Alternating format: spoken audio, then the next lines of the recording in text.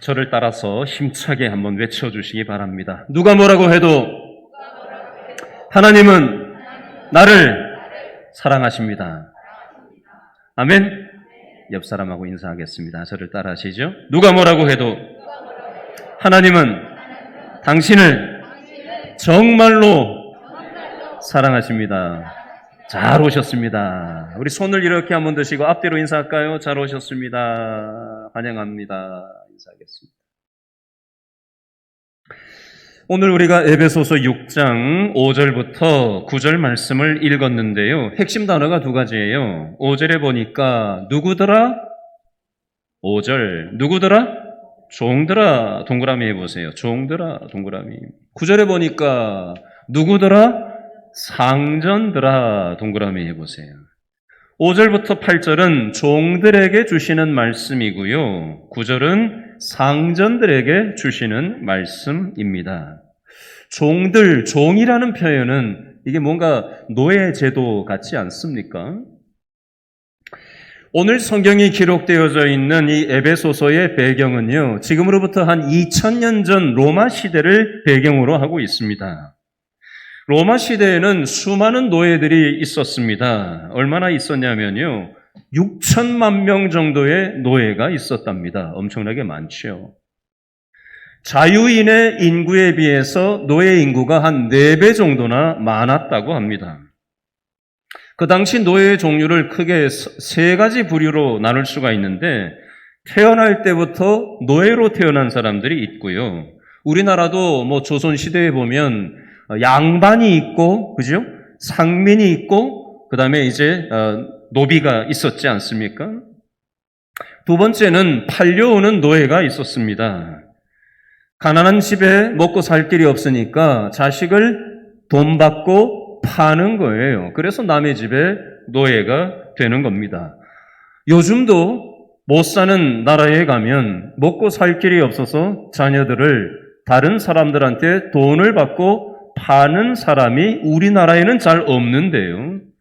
지금도 전 세계에 이런 지역들이 있다는 사실 아십니까? 우크라이나에 지금 전쟁이 계속되고 있는데, 로마 시대에는요, 지금으로 치면 유럽이죠. 그 입모양으로 생긴 유럽을 지중해를 연안에 있는 그 많은 대부분의 나라들을 로마가 다 전쟁을 해서 땅을 다 차지했습니다. 수많은 나라하고 전쟁을 벌여서 수많은 정복 전쟁을 통해서 수많은 전쟁 포로가 생겼고, 그 사람들이 전쟁 포로에서 노예로 유입이 된 겁니다. 그래서 그 당시에 전쟁 포로 출신 노예들이 로마 시대에 굉장히 많게 된 이유가 거기에 있습니다. 이 포로들 중에는, 노예들 중에는 음악가, 배우, 비서, 교사, 의사, 과학자였지만 전쟁에 나서 나라를 잃고 식민 지배로 들어가고 노예로 유입이 되면서 그 전문가들도 노예 신세가 된 거예요. 당시 로마 시대에 어떤 일도 있었냐면요, 노예 중에 한 사람이 주인을 죽이고 도망을 갔어요. 그래서 이것에 대해서 어떻게 처리를 했냐, 죄 없는 노예 400명을 죽여버리는 일도 있었답니다. 한마디로 얘기하면 그 당시 로마 시대에는 이 노예가 사람 취급, 인간 취급을 받지 못하고 살았다는 얘기죠. 재산 취급, 동물 취급, 물건 취급을 당하면서 살았다는 겁니다. 요즘이야 노예 제도가 없어졌지요. 미국에도 남북전쟁이 일어나고 노예 제도가 이제 없어지고 전 세계적으로 노예 제도는 이제는 찾아볼 수 없는 시절이 됐습니다. 그러나 눈에 보이는 노예 제도는 없어졌을지 모르지만 눈에 보이지 않는 노예 의식을 가지고 무엇인가 지배당하면서 살아가는 사람들이 적지 않습니다. 돈의 노예로 살기도 하고요. 무엇인가 매여서 노예 의식을 가지고 살아가는 사람들이 적지 않습니다. 질문합니다. 나는 혹시 무엇인가 매여서 노예 정신에 빠져서 살아가고 있는 건 아닌가? 돈에 마음이 뺏기고 무엇인가 억압받으면서 무엇인가에 눌려서 자유롭지 못한 삶을 내가 살아가고 있는 건 아닌가? 내 정신이 자유롭지 못한 건 아닌가? 한번 생각해 볼 필요가 있습니다. 여러분, 하나님 앞에서는 모든 사람이 다 같은 사람이에요. 높은 사람, 낮은 사람 차별이 없습니다. 남자, 여자의 차별이 없어요. 그 당시 많은 로마의 식민 지배하에서의 노예들이 교회를 나오기 시작했습니다. 교회에 나오니까 하나님 안에서 모든 사람들은 평등하다. 윗사람이나 아랫사람이나 주인이나 종이나 차별이 없다라는 하나님의 형상으로 인간은 지음을 받았다라는 그 성경의 말씀을 교회 다니면서 이 노예들도 듣게 된 거예요. 여러분, 저를 따라서 다시 한번 외쳐주시기 바랍니다. 내가 아무리 부족하고 연약해도 하나님은 나를 소중하게 여기십니다. 혹시 성장 과정에서 목사님, 우리 교회 교인들 중에도 그런 분들이 있어요. 목사님, 제가 어렸을 때 집에서 인간 취급을 못 받고 자랐습니다. 저는 직장 생활을 하는데 그냥 빼먹을 것만 빼먹고 나를 내쳤습니다. 인간 취급이 아니지요. 수단으로, 도구로 단물만 빼먹는 그런 게 세상 논리잖아요. 그러나 우리 하나님께서는 우리가 부족해도, 우리가 연약해도, 내가 남자냐 여자냐 가리지 않으시고, 많이 배웠냐 못 배웠냐, 많이 가졌냐 못 가졌냐, 능력이 있냐 없냐 가리지 않으시고 우리를 있는 모습 그대로 용납해 주시는 게 우리가 믿는 좋으신 하나님 아버지인 줄로 믿습니다. 아까 우리 찬양대 찬양하는 가사 중에 제가 딱 귀에 확 박히는 가사가 있었어요. 친구가 나를 몰라줘도 하나님께서 나를 위로해 주신다라는 그런 약간 찬양 가사가 있었어요. 여러분, 직장은, 심지어 가정은, 우리의 친한 친구는 내 등을 돌릴지라도 하나님께서는 우리를 있는 모습 그대로 사랑해 주신다는 사실 여러분 꼭 기억할 수 있기를 바랍니다. 아멘. 오늘날 우리에게는 노예 제도가 없지만요, 고용주와 부하 직원의 이 관계 안에서 우리는 직장생활, 세상 틀 안에서 살아가요. 자, 오늘 본문 에베소서 6장 5절 말씀에서는 뭐라고 말씀하는가? 한 번 더 읽어볼까요? 5절 시작. 누구더라? 종들아, 두려워하고 떨며 성실한 마음으로 누구에게? 육체의 상전에게 뭐하라? 순종하기를 누구에게? 그리스도께 하듯 하라. 아멘. 종들에게, 아랫사람들한테 주시는 말씀이에요. 윗사람에게, 육체의 상전에게 뭐하라? 순종하라. 근데 누구에게 하듯 하라? 그리스도께 하듯 하라. 오늘 설교 제목 누구께 하듯? 주께 하듯 하라. 5절에는 그리스도께 하듯 하라. 7절에 주께 하듯이라는 표현이 나오지요. 설교 제목에.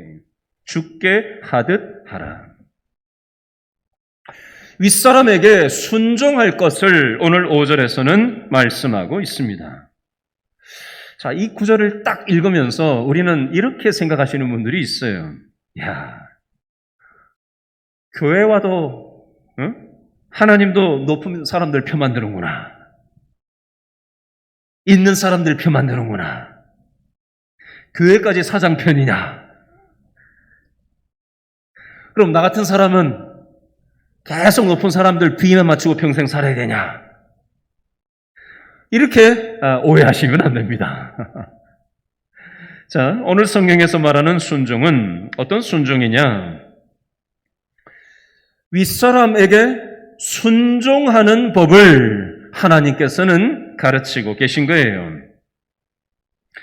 여러분, 예수님께서 12 제자를 부르시고 나서 뭐라고 말씀하셨죠? 너희들은 나를 어떻게 해라? 따라라 라고 말씀하셨어요. 따른다라는 건, 예수님을 따른다는 건 뭐 한다는 거죠? 예수님 말씀에 순종한다는 걸 얘기하는 거예요.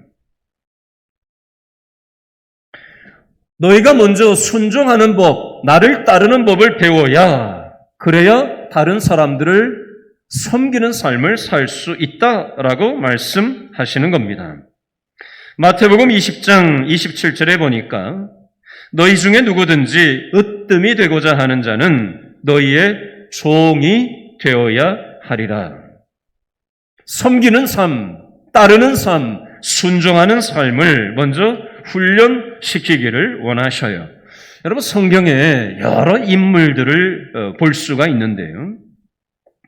먼저 첫 번째로 다윗을 생각해 보겠습니다. 여러분, 다윗은 처음부터 왕으로 태어났습니까? 다윗은 아랫사람으로 시작을 했습니다. 윗사람은 누구였죠? 다윗의 상사는 누구였습니까? 사울 왕이었습니다. 사울 왕은 인격이 좋은 왕이 윗사람이었습니까? 상식적인 윗사람이었습니까? 아니요. 미치광이 왕 사울이었습니다. 병적인 권력자 사울을 다윗은 아랫사람으로 있을 때 윗사람으로 사울 왕을, 미치광이 병적인 권력자 사울을 섬겼어요. 순종했어요. 따랐습니다. 여러분, 아랫사람으로 있을 때 윗사람이 병적인 사람이면 저 사람, 저 윗사람 좀 정신적으로 문제 있는 사람 아니야? 아니, 저 사람은 앞에서 하라고 해놓고 뒤에서 내가 언제 그랬냐고 나오고 말도 안 되는 일을 시키고 불공평하게 인사 결정을 하고 그런 어떤 틀 속에서 아랫사람으로 직장생활 한다는 거 참 이게 보통 노릇이 아니에요. 그리고 우리는 어떤 마음이 들죠? 불평이 나오죠. 저 윗사람이 왜 저래?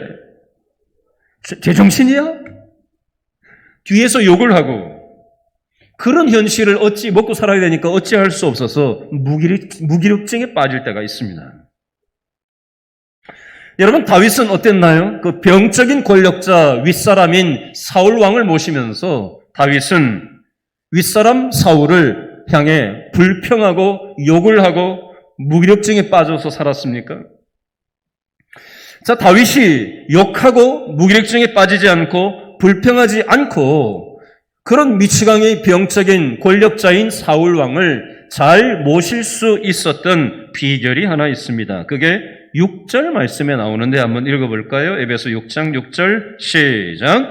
눈가림만 하여 사람을 기쁘게 하는 자처럼 하지 말고 누구처럼? 그리스도의 종들처럼 마음으로 하나님의 뜻을 행하고 동그라미 하시는데요.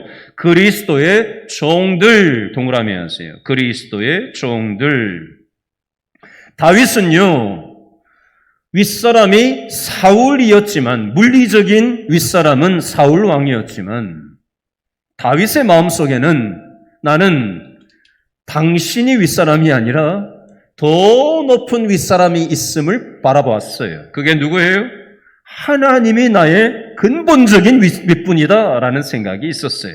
그래서 6절에 그리스도의 종처럼 나는 윗사람 사울 왕의 종으로 직장생활, 사회생활 하는 게 아니라 하나님의 종으로서 하나님을 모시는 사람으로서 내가 사회생활, 직장생활을 한다라고 하는 그런 정체성이 다윗에게 있었습니다.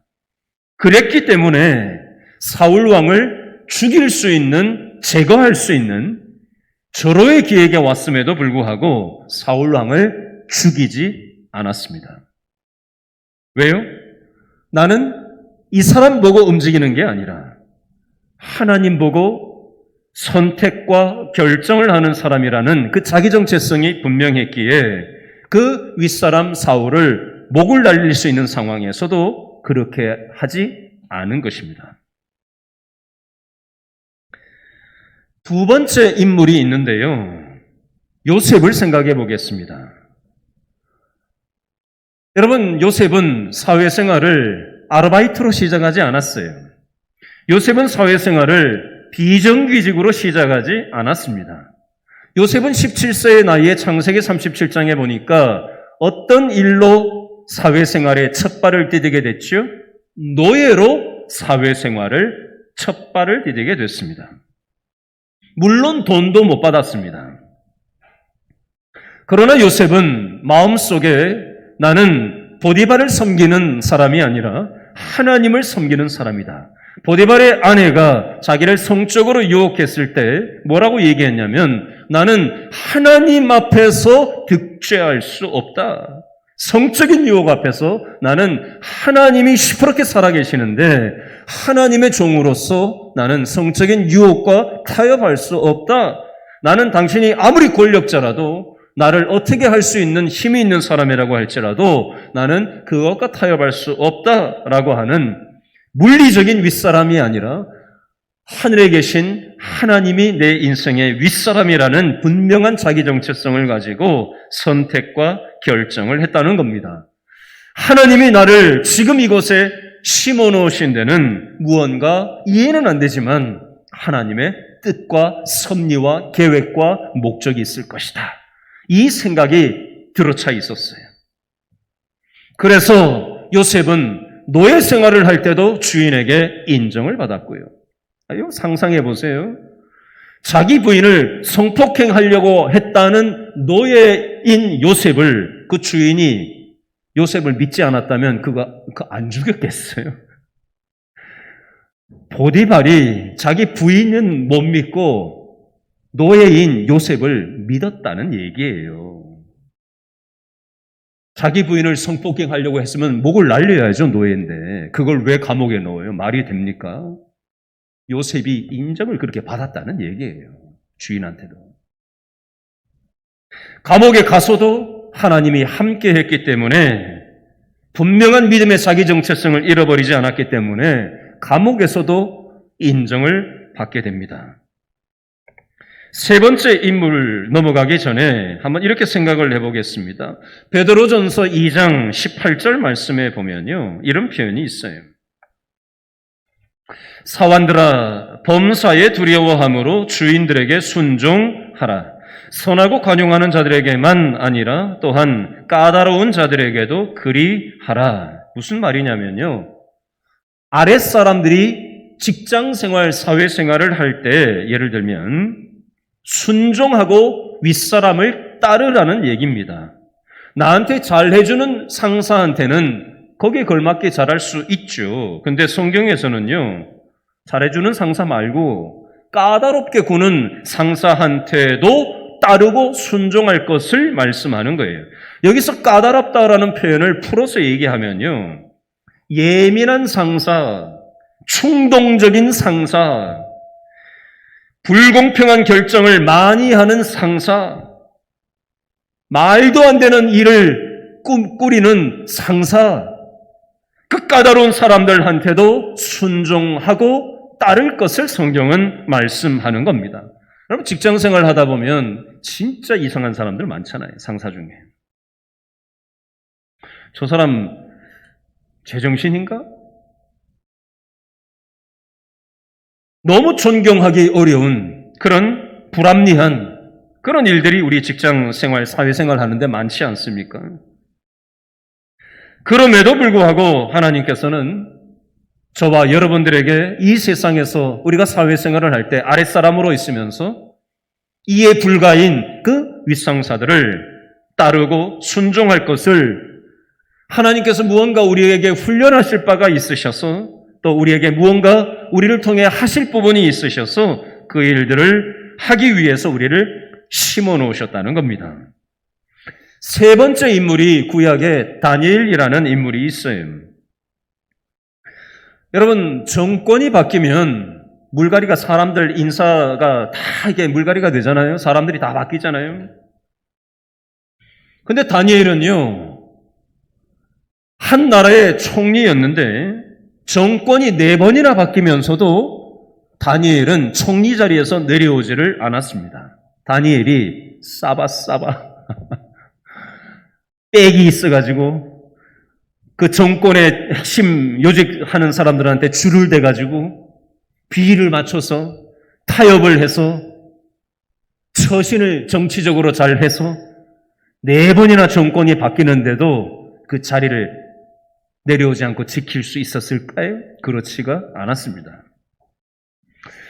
여러분, 요즘도 정치적인 세계에 들어가면 보통 복잡한 변수가 많은 게 아닌데 상상해 보세요. 2000년도 더 전의 얘기예요. 얼마나 이 권력자의 힘이 사람을 쥐락펴락할 수 있는 세상이었겠잖아요. 얼마나 곤모술수가 능하고 사극을 봐도 그렇고요. 영화를 봐도 책을 봐도 이 사람 속에 있는 이 권력에 대한 욕구나 욕망들은 참 이게 대단합니다. 그렇지요? 그걸 자기가 목적하는 바를 얻어내기 위해서 수많은 곤모술수가 있습니다. 얼마나 잔인하게 사람들을 죽이고 처단하는지 모릅니다. 의심 많은 정복자들이 있던 시절입니다. 근데 정권이 4번 바뀌는데 총리가 유지가 됐다? 이게 보통 인정받았다는 얘기가 아니에요. 나중에는 다니엘 위에 있던 윗사람이었던 왕들이 뭐라고 하냐면 다니엘이 믿었던 하나님을 찬양하는 지경까지 이르게 됩니다. 다니엘의 신앙이 인정을 받습니다. 여러분, 하나님께서는 저와 여러분들을 예배당 안에서 살라고 예수님 믿게 하신 게 아니에요. 우리는 대다수의 시간 월화수목금토를 직장에서 사회생활하면서 보냅니다. 오늘 일부 예배를 마치고 나서 우리 교회 성도님 한 분과 한참 서서 얘기를 나눴어요. 직장 생활하면서 하나님께서 자신을 이 직장에 심으셨는데 그래서 일만 하는 게 아니라 복음을 전하고 또 직장에서 돈이 되려고 무진 애를 쓴다는 거예요. 그런데 최근에 하나님께서 자기가 복음을 전했던 그 사람이 어떠한 일로 인해서 어떤 관심을 갖고 어려움 속에서 하나님에 대해서 같이 이렇게 나눌 기회가 있었다라고 하는 얘기를 저한테 얘기를 하시는데 이분이 너무 기뻐하시는 거예요. 하나님이 나를 이 직장에 심으셨고 내가 돈을 보고 여기 온 게 아니라 하나님께서 기뻐하시는 이 일을 하는 것, 그 말도 안 되는 직장 상황 속에서 복음을 전하면서 어려움도 있지만 복음을 전할 때 눈치 보지 않고 복음을 전할 때 또 본의 되게 직장 생활을 할 때 하나님께서 일하시는 것들을 경험하면서 너무 기뻐하는 표정으로 저한테 얘기를 하시는 거예요. 그래서 제가 그랬어요. 참 얘기를 듣고 쳐다보다가 집사님의 영혼이 지금 굉장히 기뻐하시는 것 같으네요. 제가 이 얘기를 같이 나눴어요. 그 얘기를 듣는 저도 기쁨이 막 전달이 되더라고요. 여러분, 우리는 직장생활 하다 보면 말도 안 되는 대우를 겪을 때가 있습니다. 그러나 하나님께서 뜻이 계셔서 우리를 그 직장에 심어 놓으셨어요.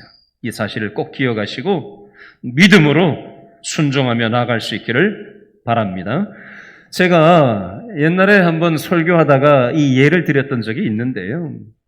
한 25년 전쯤에 제가 직장인 청년부를 제가 다니는 청년 시절에 있었던 일입니다. 1년 후배 여자 청년이 저하고 같은 또래 남자 청년을 전도를 해서 교회에 데리고 왔어요. 제가 그 남자 청년한테 같은 나이라서 앉아가지고 얘기를 하다가 어떻게 교회를 나오게 됐냐고 물어봤어요. 한 번도 어릴 때도 교회 안 다녀봤는데 어떻게 교회를 나오게 됐냐 물어봤더니 이렇게 얘기를 합니다. 우리 교회, 여기 지금 교회 같이 나오고 있는 저 1년 후배 저 여자애가 대학교의 1년 후배라는 거예요. 그런데 이 여자애는 술자리가 되면 1차 때만 따라오고 형식적으로 앉았다가 그냥 가는 게 아니라 2차 때도 따라오고 1차 때 그냥 다 모였다가 그냥 갈 사람 가고 먹을 사람만 따로 모이잖아요, 분위기가. 근데 술도 안 먹으면서 2차에 또 따라온다는 거예요. 3차에 또 따라온다는 거예요. 술도 안 먹으면 안 하면서. 끝까지 따라온다는 거예요. 남자애도 아닌데 여자애가. 왜 따라오냐? 여러분, 술 안 먹으면은 속 얘기 안 하던 사람들이 술이 들어가고 취하고 나면 자기의 고민, 아픔, 스트레스, 아무한테도 얘기하지 못했던 것이 술 취해가지고 술김에 이렇게 저렇게 얘기가 나오게 돼 있어요. 근데 그런 얘기를 끝까지 들어주는 거예요. 그리고 술 취해서 비틀거리면은 부축을 해주고 챙겨주고 그렇게 하는 모습을 하루 이틀도 아니고 계속해서 보면서 쟤는 뭐지? 술도 안 먹으면서 무엇이 저 아이로 하여금 저렇게 행동하게 할 건가 하고 있나? 이 친구가 그게 자기한테 확 와서 다가왔대요. 교회 가면 뭐가 있나? 무엇이 저 아이로 하여금 저렇게 행동하게 하는가? 그게 궁금해서 그 여자 후배 통해서 교회에 오게 됐다는 얘기를 저한테 했어요. 어떤 회사의 사장 비서실장을 하고 있는 분인 신앙 좋은 어떤 분 얘기인데요. 이분은 모시고 있는 사장님이 교회도 안 다니고 술고래랍니다. 이 비서실장이니까 사장을 모시는 비서실장이니까 옆에 계속해서 이제 수행을 해야 될 거 아니에요? 회식 자리만 되면은 중역들 앞에서 구박을 하고, 아이, 저 사람은, 비서실장 저 아무개는 술도 못한다고 하면서, 쫌생이 같다고, 새님 같다고. 중역들이 또 한마디씩 거들고, 그렇게 한다는 거예요. 적당히 1차까지만 따라가도 될 상황인데, 2차도 따라가고, 3차도 따라가고, 끝까지 따라다닌다는 거예요. 그리고 같이 노래도 부르고, 나중에 술 마시고 취한 사람들 다 집에 태워다 주고 그리고 술은 마시지 않습니다. 그리고 직장에서 일을 틀림없이 처리를 합니다. 그리고 직장 동료들의 힘든 일들을 다 챙겨줘요. 나중에 뒤로 이 사장님, 술고래 사장님, 교회 안 다니는 분이 이런 얘기를 했다고 합니다. 내가 교회는 안 다니는 사람이지만 교회를 다니려면은 진짜로 우리 비서실장 같이 저렇게 신앙생활을 해야 된다고. 그리고 그 비서실장한테 자기 가족들한테도 알려주지 않는 회사 비밀번호까지 공유할 만큼 그렇게 이 비서실장을 믿는답니다. 내가 사장이 하는 얘기입니다. 내가 혹시 언젠가 교회에 나가게 되면 저 사람 때문이라고 그렇게 얘기를 했다고 해요. 여러분, 우리는 예배당 벽돌 건물 안에 갇혀서 신앙생활하지 않습니다. 예배는 예배 형식 안에 갇혀 있는 게 아니에요. 노래 부르고 찬양하고 기도하고 찬양대가 하고 설교를 듣고 이게 이건 예배죠. 이것도 물론 예배지요. 그러나 생활 예배라는 게 있어요. 생활 예배. 직장에서 직장 생활하는 것도 예배입니다. 가정에서 가정 생활하는 것도 예배예요. 하나님께서 뜻이 계셔서 우리를 가정에 심으시고 직장에 심으신 거예요. 근데 맨날 윗사람 욕만 하고 불평만 하고 무기력증에 빠져서 그렇게 직장 생활하기를 하나님은 원치 않으셔요.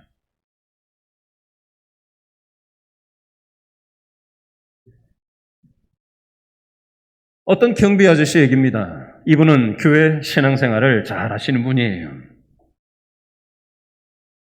경비 일을 하시면서 단지 자기한테 주어진 경비 일만 하는 게 아니라 꽃도 심고 청소도 시키지 않은 것까지도 열심히 하고 심지어는 동네 주민들 어려운 것이 있으면은 찾아가서 도와도 주고 집집마다 수첩에는 아무개 메토 집에 누구 무슨 사연이 있는 것까지 빼곡하게 다 기록을 해놓고 기도를 하고 앉아 있는 거예요. 아파트에 있는 그 사람들이 그 경비실에 와가지고 힘든 얘기를 와서 상의를 해요. 하소연을 하고 대화를 나누고 그렇게 한답니다.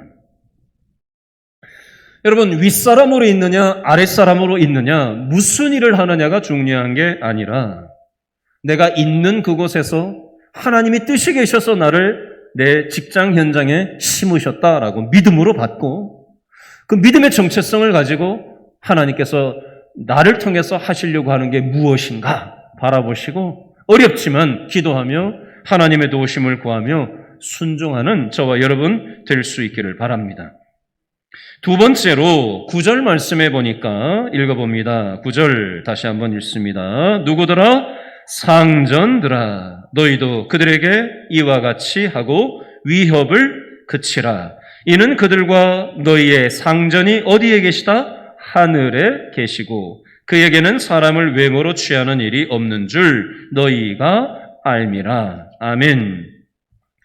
여러분 사람이요 힘이 생기면요 조그마한 힘이라도 생기면요 그걸 휘두르려고 합니다. 어떤 힘이라도 조금이라도 주어지면 휘두르려고 합니다. 내 손에서 휘두를 수 있는 작은 힘이나마 휘둘러 제키려고 합니다. 오늘 9절 말씀해 보니까 윗사람들아 상전들아 너희도 그들에게 이와 같이 하고 위협을 그치라. 휘두르지 말라는 거예요. 힘을 휘두르지 말라고 얘기하는 겁니다. 왜요? 이는 그들과 너희의 상전이 어디에 있기 때문에? 하늘에 있기 때문에. 여러분 아랫사람의 상전도 물리적인 윗상사가 아니라 하늘에 계신 분이 하나님께서 우리의 윗상사가 되시는 거고요. 물리적인 상사라고 할지라도 내가 권력의 끝이 아니라 하늘에 계신 하나님께서 내 윗분이시라는 이 의식을 가지고 우리가 살아갈 필요가 있다는 얘기를 하고 있는 겁니다. 여러분 위에 있는 윗사람의 입장에서 아랫사람들을 이렇게 하면 일하는 게 눈에 다 보여요. 다 거쳐온 자리잖아요. 보이거든요. 마음에 안 들어요. 여러분 도토리 키재기처럼 우리는 내가 아랫사람이냐 네가 윗사람이냐 네가 윗사람이냐 내가 아랫사람이냐 도토리 키재기를 하고 있는데요. 여러분 하나님 입장에서 한번 내려다보시고 생각해 보실래요? 우리끼리 윗사람이냐 아랫사람 이 노릇을 하고 있는데 하나님이 한번 위에서 내려다 본다고 생각해 보세요. 얼마나 웃기겠어요. 뭐 배우면 얼마나 배웠고 가졌으면 뭐 얼마나 가졌고 건강관리를 잘했으면 뭐 얼마나 잘했고 하나님이 보기에 웃기지도 않는 거예요. 하나님께서 보시기에 우리들이 하는 게 마음에 드실까요? 여러분 제가 하나님이 뭐 말도 안 되는 일이지만 뭐 그런 말 우리가 농담같이 하잖아요. 내가 하나님이라면 뭐 어떻게 한다 이런 말 하잖아요. 다 이 세상 쓸어버리지 않겠어요? 마음에 안 들어서? 근데 하나님 그렇게 하지 않으시잖아요. 끝까지 용납하시는 게 하나님 아버지의 사랑이잖아요. 우리가 부족하고 연약하지만 하나님 보시기에 마음이 안 들지만 하나님이 우리를 격려하시고 위로해 주시고 끝까지 십자가 사랑으로 용납해 주심을 우리가 입었다면 우리도 내가 가진 작은 힘을 휘두르려고 하지 말고 누군가를 위협하려고 들지 말고 마음에 안 드는 그 내 힘의 영역을 통해서 상대방을 용납하고 위로하고 격려하고 참아주면서 살아가기를 하나님은 원하시는 거예요. 그게 9절에 위협하지 말라, 힘을 휘두르지 말라. 너의 윗사람은 네가 최종 권위자가 아니라 하늘에 계신 하나님께서 너의 윗사람이니까 교만 떨지 말라고 말씀하시는 거예요. 자, 오늘 이 설교 내용을 마무리하면서 한 두 가지 정도 예를 좀 들어보도록 하겠습니다. 제가 일전에 한번 말씀드렸던 기업인데요. 미국의 칙필레라는 기업이 있어요. 이 기업은 주일날 영업을 하지 않으면서도 직원 8만 명, 1년 매출 12조 원을 1년에 벌어들이는 회사가 됐습니다. 이 칙필레는 미국 전역에 2,300개의 매장을 보유한 치킨 전문 레스토랑이에요. 주일날은 문을 닫습니다. 추수감사절날 문을 닫아요. 성탄절날 무조건 문을 닫습니다. 근데 이 원칙을 깨는 예외가 있답니다. 지역사회에 재난이 닥쳤을 때나 위로가 필요할 때는 주일날 문을 연답니다. 이 칙필레는 자연재해가 발생했을 때 이재민에게 무료로 치킨 샌드위치를 공급한다고 합니다. 2016년도 미국 올랜도의 게이 클럽 총기 사고 때 주일에 문을 연 이유는요, 피해자 가족이나 봉사자들에게 샌드위치를 나눠주기 위해서였다고 합니다. 칙필레의 존재 목적은 우리는 성경적인 원칙과 원리가 이끄는 기업이다. 믿음의 청지기로서 하나님께 영광을 돌리는 것이 존재의 목적이다. 매장을 방문하는 모든 고객을 우리는 섬긴다. 그렇게 하루에 200만 명을 섬긴다. 이게 기업의 존재의 목적이라고 명시하고 있습니다. 칙필레의 창업자는 트루엣 캣이라는 사람인데 이 사람은 키가 작대요. 가난했대요. 공부를 얼마나 못했냐면 고등학교도 간신히 들어갈 정도로 공부를 못했답니다. 말을 더듬어서 자기 이름조차 발음도 잘 못하는 사람이었다고 합니다. 그런데 이 창업주가 추구한 경영의 비밀은 뭐냐면요, 잠언 22장 1절 말씀입니다. 많은 재물보다 명예를 택할 것이요 은이나 금보다 은총을 더욱 택할 것이니라. 탁월한 경영 이론은 성경에서 나온다라고 믿었답니다. 이 창업주는 돈 많고 탁월한 기업가로 자신이 기억되기보다 하나님, 가족, 일에 우선순위를 둔 사람으로 자신이 기억되기를 바랬다고 합니다. 두 번째 예를 드리겠습니다. 여러분 휴가 다녀오셨어요? 안 갔어요? 갔었어요? 전라북도에 가면 군산시가 있죠, 제일 서쪽에. 그 다음에 김제시가 있죠. 그 다음에 오른쪽에 전주시가 있습니다. 김제시와 전주시 가운데 조금 내려오면 금산이라는 동네가 있습니다. 금산교회라는 금산교회가 그 위치에 하나 있는데요. 이 금산교회 이야기를 좀 해드리려고 합니다.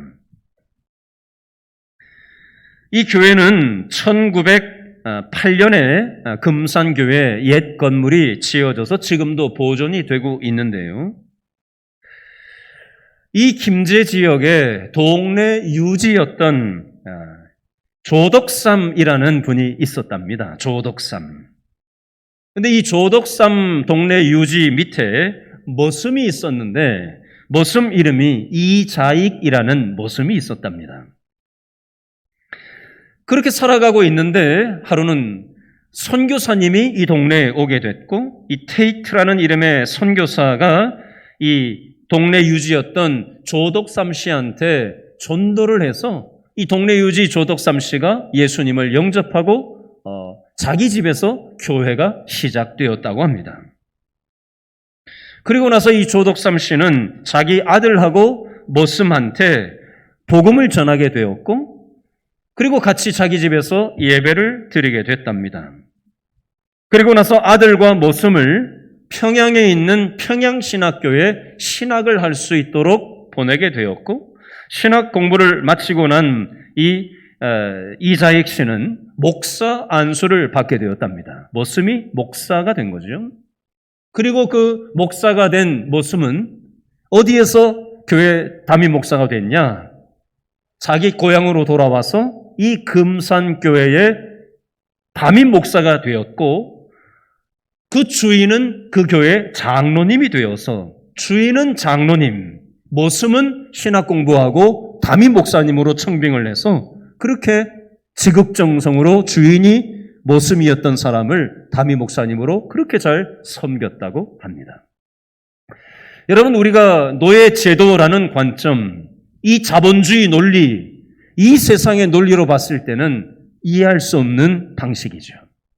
그러나 하나님께서는 남녀 차별, 가진 자, 못 가진 자 차별, 구조적인 것을 뒤집어 엎는 이런 제도적인 개혁이 아니라 우리의 내면에 찾아오셔서 우리에게 영적인 자유함을 주시고 내가 받은 이 영적인 자유함을 내 가정으로 들어가서 섬기고 내 직장으로 들어가서 섬기고 기업을 운영하면서 섬기고 또 이 모든 이 세상의 관습이나 제도와 반하는 하나님의 이 영적 질서 안에서 순종하며 죽게 하듯 우리가 살아가기 시작할 때 이런 놀라운 영적 변화가 일어날 수 있음을 오늘 말씀을 통해서 우리에게 교훈하는 것입니다.